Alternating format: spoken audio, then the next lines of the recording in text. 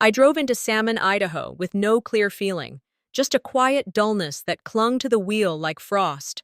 Uncle Howard had passed 3 weeks ago. We hadn't spoken in over a decade, and yet the lawyer's voice on the phone had been firm.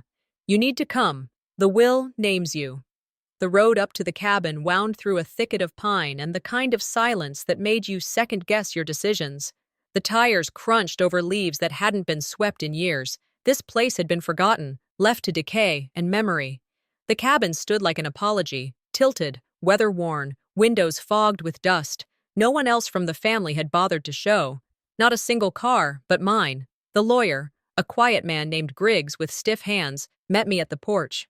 He left it all to you, he said, barely glancing at his clipboard. Just you. That surprised everyone. I stared at the rusted door handle, memories flooding back of a man who once looked me in the eye and said, "Sometimes the broken ones are the ones worth betting on." I'd been 13, and broken. Still am, maybe. Tabitha's voice ripped through the trees like a cold wind. There it is, she said, stepping out of their SUV with her usual theatrical disgust. Leon followed, slower, eyes downcast. Always the follower. Tabitha's heels clicked on the porch. Well, it fits you perfectly, she said, eyes narrowing at the creaky walls. A stinking beggar in a stinking shack. Leon stayed silent. He always did when it counted. Their laughter wasn't loud, but sharp, like tiny cuts meant to bleed slowly. I didn't flinch, just nodded and let it hang. They expected a reaction, expected me to break. I'd done that before, not this time. Growing up, I was the quiet one, the oddball. At every Thanksgiving, I was the last to speak, and the first ignored. I'd say something, and 5 minutes later, someone else would repeat it, and suddenly it was a great idea. There was my 25th birthday.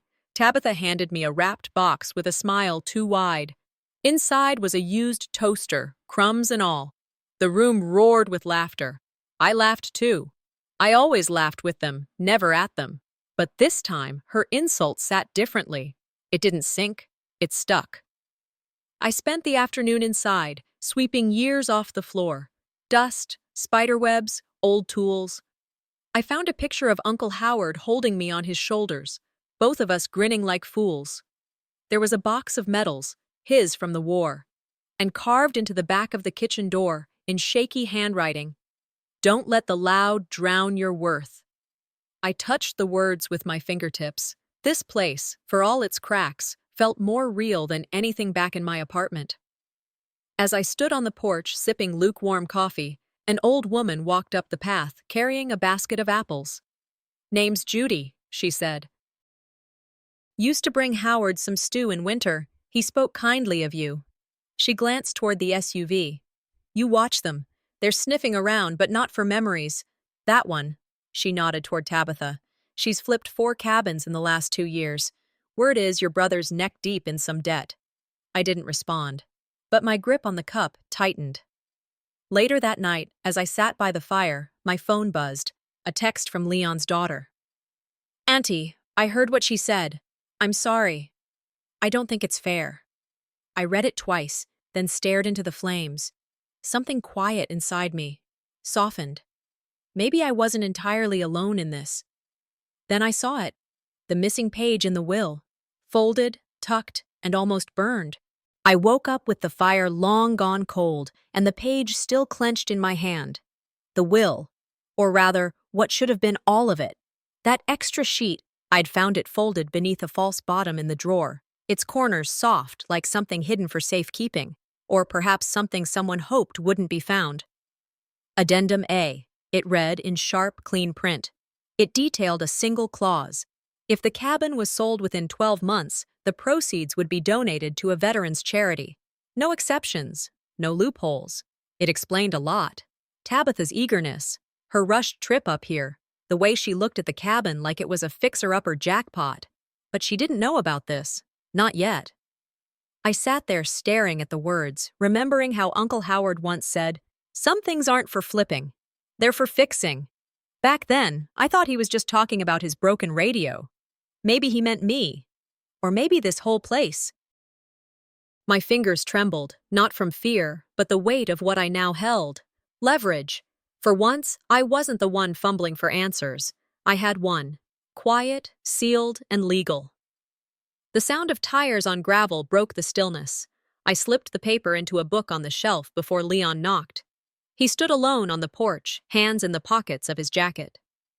"Mind if I come in for a bit?" he asked, eyes softer than usual. I stepped aside.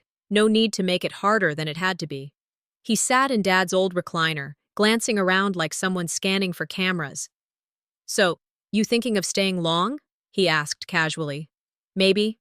"Haven't decided," I said, offering nothing. He cleared his throat. "Tabitha's got some ideas about the place. Thought we might help with cleanup, if you're planning to sell." His eyes flicked up toward the fireplace mantel. Twice. I didn't react, but I noticed. Every twitch. Every pause. "You know how it is," he continued. "No sense sitting on old lumber. You could get a good price before the snow comes in." I smiled, nodded, reached for a book off the shelf. Behind it, my phone was already recording. Tucked upright, camera facing just enough to catch him.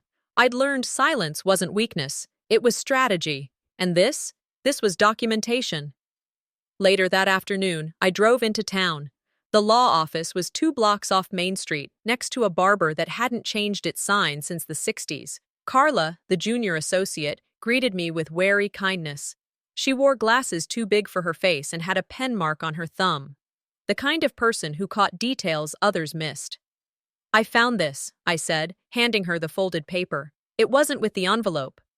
She unfolded it carefully, eyes narrowing. "This is official. Witnessed, notarized. It's binding." She looked back at me. Strange it wasn't included with the documents at the reading. "Strange," I echoed.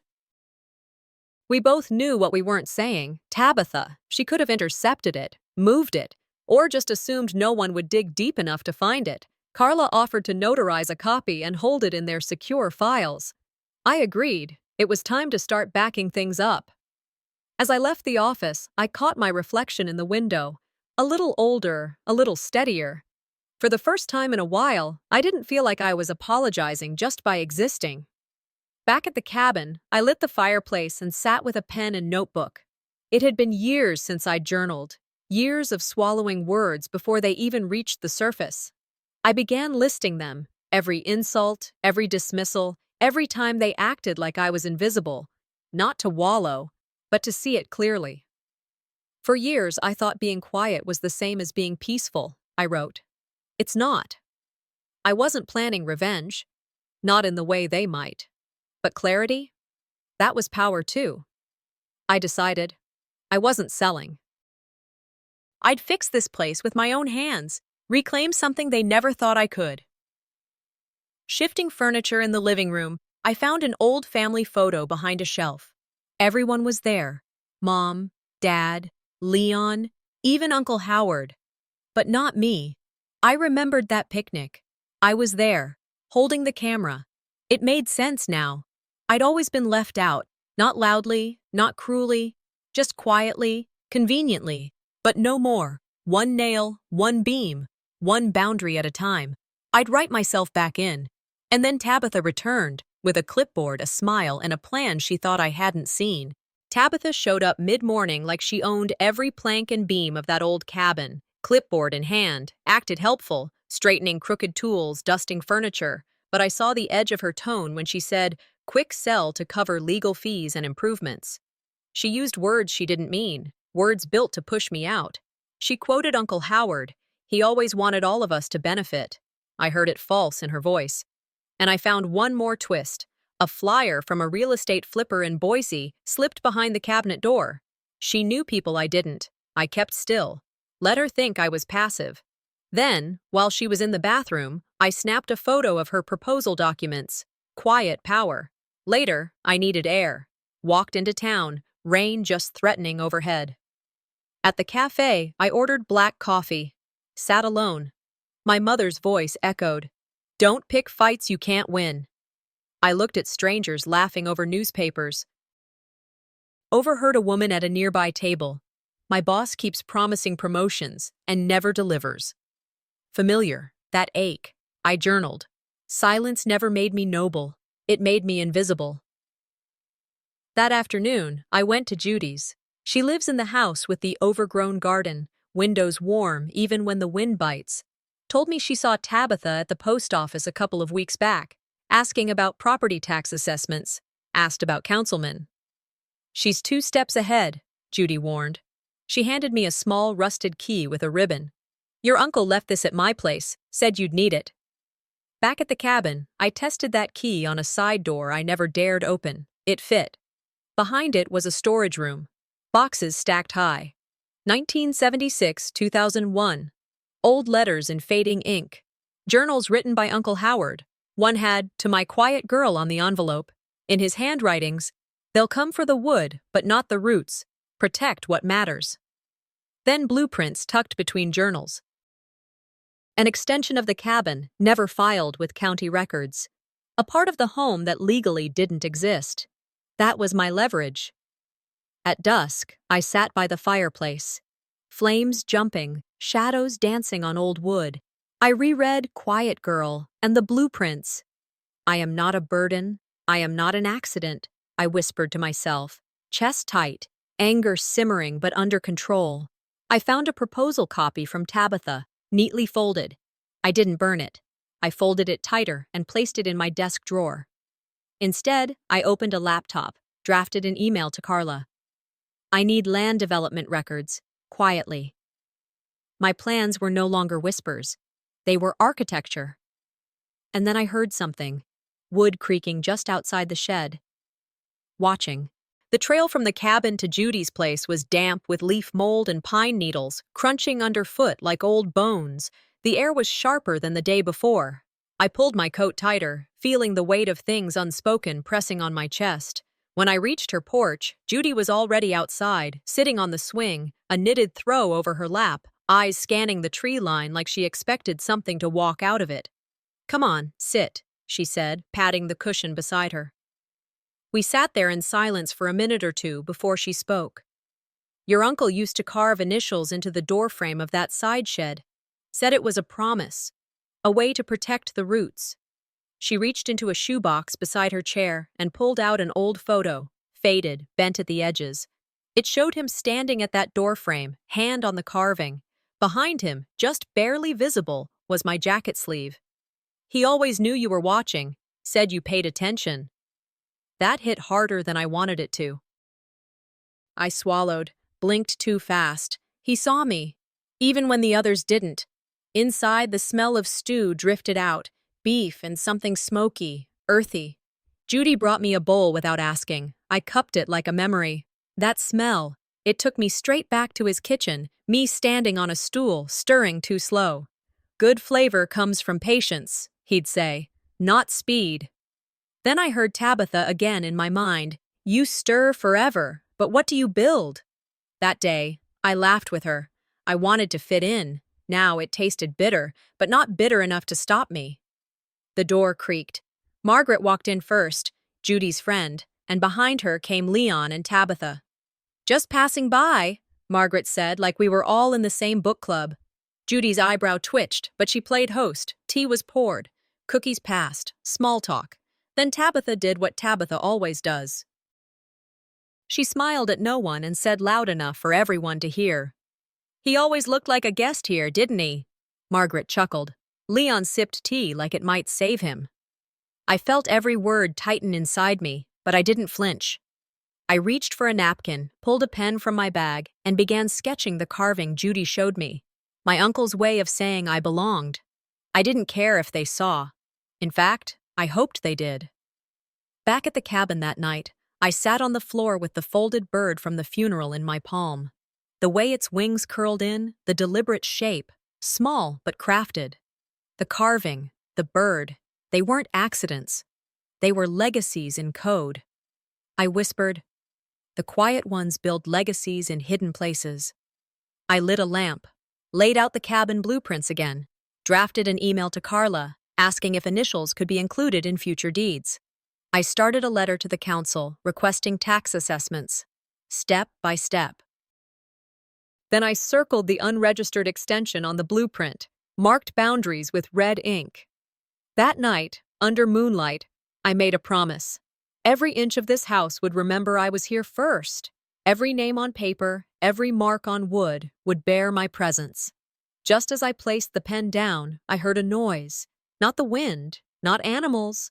Footsteps by the front door. Slow, deliberate, watching. 3 mornings later, I opened the cabin door and paused.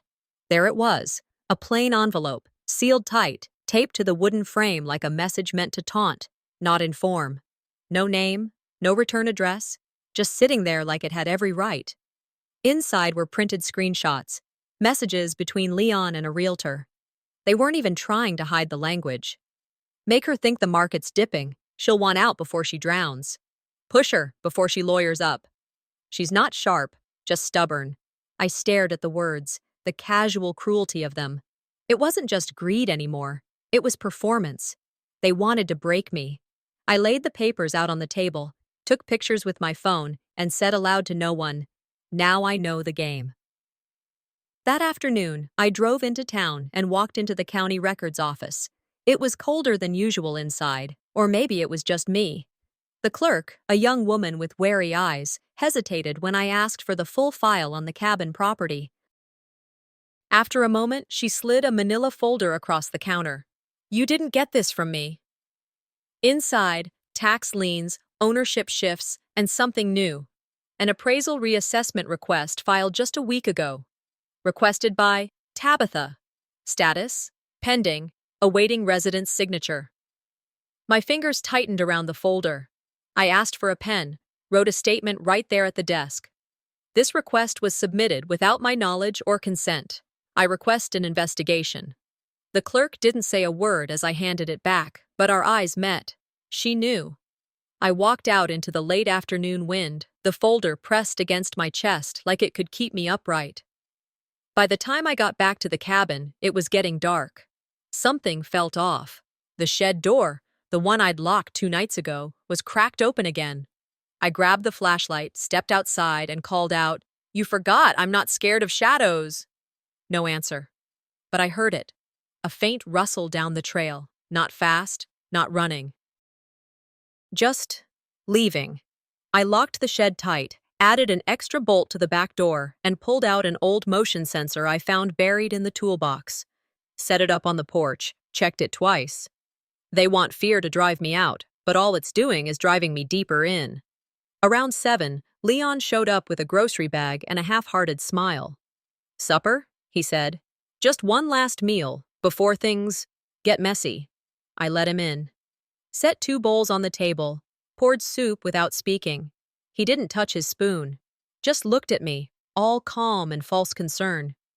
"I know you've been making calls. Carla, that land guy. The council." He leaned forward. "We could end this clean. You sign. We all walk away." I stared at him, let it hang, then said, "You came here with soup. I came here with a spine." He stood so fast the chair scraped. "You're not who I thought you were." I smiled just a little. "No, I was never who you needed me to be." He slammed the screen door on his way out. Later that night, I sat with Carla's reply glowing on my screen. "It's enough. Don't move yet. Wait for my go." I gathered everything, screenshots, fake documents, the reassessment file, into a folder, labeled it in bold, just in case. Then I wrote a letter, not to anyone, to myself, a reminder, a witness. "You are not the quiet one. You are the underestimated one. That's not a curse. It's camouflage." I sealed it, put it in the same drawer as the documents. And that night, I slept with the porch light on. Early that morning, I stepped out and froze. Tire tracks, deep, wide, marred the front lawn. My mailbox lay bent, twisted like something that had been used then discarded. My chest thudded, hot anger. I pulled out my phone, snapped photos. Every wound needed record. When I called the sheriff, his voice was polite but distant. "We'll log it in as damage." Then the pause. I knew that shrug, miserable. Inside, I scribbled incident after incident by date and time. "Paper remembers. People forget," I wrote, "because they let things slide, watch others suffer in silence." Judy came down the road, I saw her before she spoke, her face set. She saw the tracks, the bent mailbox. No questions needed. "They've started showing their real face," she said. No shout, quiet statement. I nodded. Something in me locked. "Let them dig a hole," I said softly. "I'll be the one writing the final line."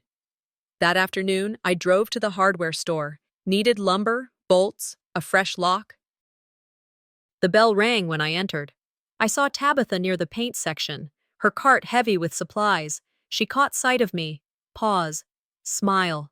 Then she made a show of speaking to the clerk loud enough. I heard the cabin owner might be making repairs, too little too late. People turned. They watched. Some nodded. I held her eyes. No reaction outward. Inside, a storm. She said, "No family, no job, just a free house and victim stories." I took a breath. Even free cabins carry a price, especially when haunted by roaches in heels, I said. Quiet. Sharp. I didn't wait for applause. I walked away. That evening, Judy's porch light glowed like refuge. I sat next to her, evidence folder on my lap. She looked at it, her eyes saying she understood. "You've built a case stronger than emotion," she said. I there, thinking how truth could outlive lies. Judy suggested small gathering, neighbors, folks who know what fairness is. No speeches, just facts. I agreed, knowing the quiet reveal could shake stronger than a shout. Back home, night settled heavy. I pulled out my laptop.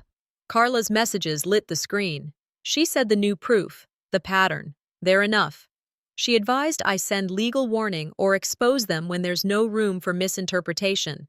I typed a letter, not public, just for Leon. "You had a choice. Protect your sister or destroy your dignity. You chose the wrong hill to die on." I saved it, uncertain whether to send it. Some things you hold because they belong to you. I repaired the mailbox, straightened the post, installed solar lights along the path, mounted a small camera by the porch. Movements deliberate, actions chosen. I sipped tea as dusk fell, watching the feed from the camera. Shadows long. My heart thumped with fatigue and resolve both. "Your move," I whispered. I knew now the line I'd drawn. Silence no longer an option. Eldon texted right after sundown. "Need your signature. They want your approval on cabin plans." I should have known something was off, but I went anyway. His living room was lit up like they were hosting a meeting instead of a trap. Leon had his arms crossed, standing by the fireplace. Tabitha sat curled on the edge of the couch, legs crossed, smiling like it was Christmas. Eldon spread a stack of blueprints across the coffee table. "It's just paperwork," he said, like that would soften the blow. "Uncle always meant for this home to grow." Tabitha leaned in, her voice syrupy. "You wouldn't want to be left out, right?" That was it. The bait. I didn't touch the pen, just stared at the pages. Every word they said sounded like something rehearsed. I said, "No," and let it hang in the air. I wasn't mad at the scheme. I was mad that they thought I'd fall for it, that they thought so little of me still. I asked to see everything, every page. Eldon hesitated, looked like his hands weren't sure what to do. When he handed them over, I saw it. An extension proposal that wrapped halfway around the cabin, but no permits, no signatures, no zoning paperwork. "You drew this up behind my back," I said. My voice cracked a little, but not from weakness, just too full to hold it in. Leon tried to reason. "It's just logistics." I shook my head. "If the permits are wrong, I can stop all of it. That's not logistics, that's law." The room froze. Even Tabitha's smile faded. Eldon looked like he wanted to disappear. I couldn't stay there any longer. I left with a tight jaw and drove straight back to the cabin, headed for the garage. Under the old bulb above my workbench, I spread out the blueprints. My fingers shook, not from fear, from the restraint it took not to tear them in half. Judy showed up, lantern in hand, concern in her eyes. She didn't ask questions, just looked down at the blueprints. "Eldon's torn," she said quietly. "Blood may run, but truth walks steady." She told me something I didn't know. Eldon had once told her he feared Tabitha more than he feared being cut out, not losing money, just losing her approval. It was the first time I'd seen his part in all this as weakness, not malice. Later that night, I knocked on his door. He opened, backlit and quiet. I handed him the copy of the forged documents, pointed out the zoning violations, showed him the emails I'd pulled from the county's server. He swallowed. They made me sign. I thought it was for family. I didn't know the rest. His hands trembled as he passed me his phone. Emails, clear ones, from Tabitha, bypassing him, authorizing changes without his knowledge. I was her mouth, he said, not her mind. Tears came, but I didn't push. Instead, I said, "It's not too late to stand on your own." He nodded slowly and agreed to help me. Back at my place, we pulled everything together: blueprints, emails, old property records. I called Carla. "If we go public, I don't want whispers. I want clarity," I told her. "Get statements," she advised, "written, from everyone." So I drafted a letter, not angry, not personal, just truth. I sent it to the town newsletter editor. Neutral, plain facts, no blame, just the mirror held up for anyone willing to look. As I closed my laptop, I knew something had shifted. Tomorrow morning, Tabitha will find the newsletter at her mailbox. Morning came with a nervous calm. I stood at the mailbox with the stack of newsletters pressed against my chest like a shield. I had double-checked every word, nothing cruel, just cold facts, property permits, signatures, zoning fraud, and the thread of texts that told a story louder than shouting ever could. One by one, I slid them into neighborhood mailboxes. I snapped a photo of the newsstand, today's issue tucked neatly in the rack with my article featured front and center. I needed proof, not for them, for me. A carriage rolled by, creaking. Some neighbors passed. One nodded, one didn't meet my eye. And then I heard it. "She's gone public," Tabitha whispered sharply to Leon as they stepped onto their porch across the way. She knew. I swallowed hard. My heart pounded, but it wasn't from panic. It was the relief of no longer holding back. I whispered to myself, "If words can move mountains, mine will." The gathering was Judy's idea. Nothing formal, just neighbors, a few folks from the council, and Carla standing quietly at the back, eyes sharp. We arranged chairs in a semicircle. I placed the blueprints on a folding table, next to copies of the emails and tax reports. I didn't rehearse a speech. I just stood, held up the forged blueprint, and said, "This was supposed to be a home, not a weapon." Murmurs rippled. A retired schoolteacher frowned. Someone in the back gasped softly when they saw the emails from Tabitha. Leon stepped forward. "This is a family matter." I didn't raise my voice. "Then family shouldn't have forged papers." Tabitha sat stiff, jaw clenched. "You turned every good memory into ammo," she spat. "He never forced me to sign anything I didn't believe in." A man near the grill, white beard, slow eyes, spoke up. "Your uncle gave me a job when I got out of the hospital. Never asked for thanks, just showed up with lumber and paint."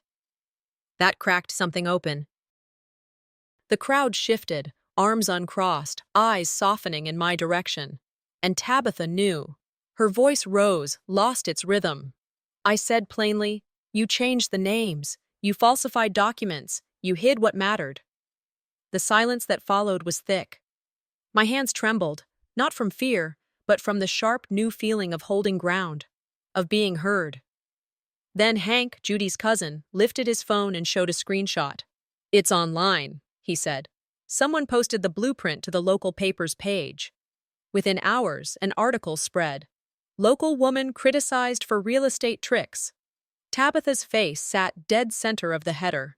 Her eyes sharp and defensive, her mouth tight. I watched from my couch as the comments poured in. She did the right thing. About time. That's what truth looks like. Tabitha's world was unraveling, and the internet had its grip on the thread.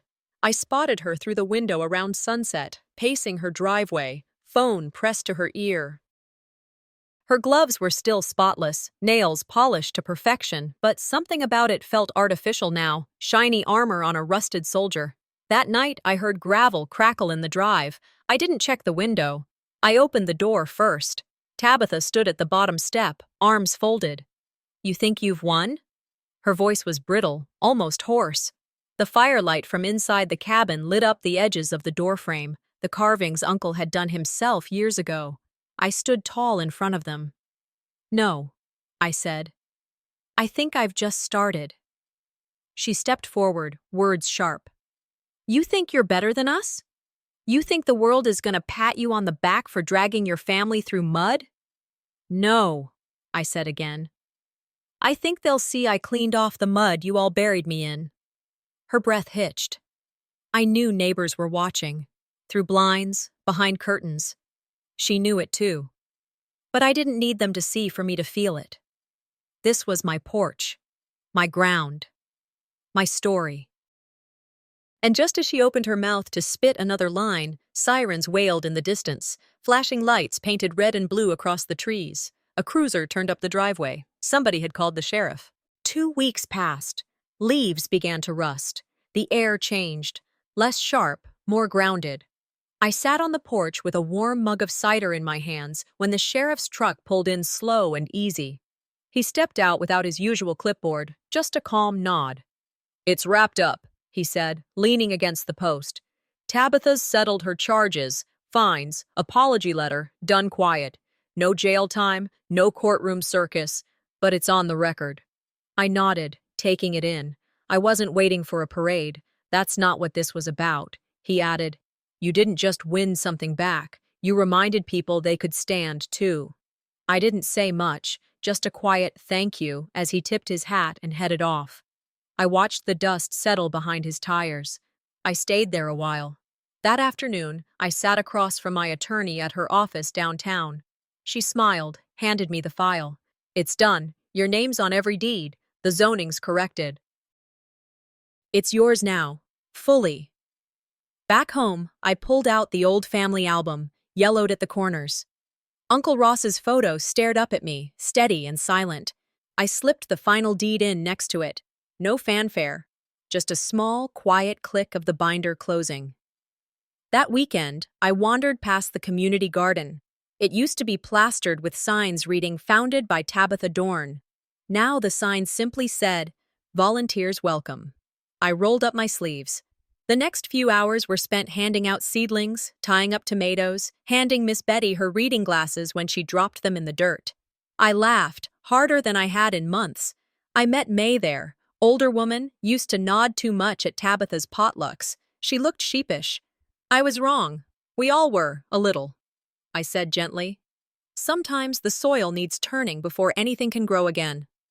We planted lavender together. I wrapped up a small bouquet and walked it to the town library, left it for the librarian with a note that just said, "In honor of where things begin." A few days later, Leon showed up at the cabin. He didn't knock, just stood outside, hat in hand. I opened the screen door and waited. "I didn't know what she was doing," he said, voice low. "I let it all happen. Should have spoken up." I didn't rush in with grace. Didn't hug him. I stepped aside and said, "There's tea if you want it."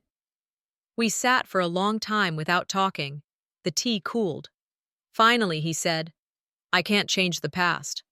"No," I said, "but you can stop carrying it like a shield." He looked up then, and I saw something shift. "Can I help?" he asked.